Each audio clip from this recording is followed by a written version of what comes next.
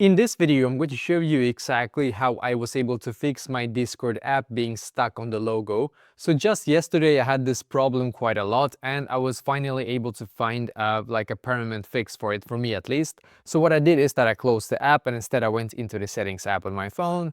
I just scrolled down, I clicked on general and then I clicked on storage right here, as you can see. And then what I did in here is that I just waited for all of the apps in here to load, as you can see. So we just need to wait for all of the apps in this storage here to load and then click on search right here when it's done loading and then click on Discord.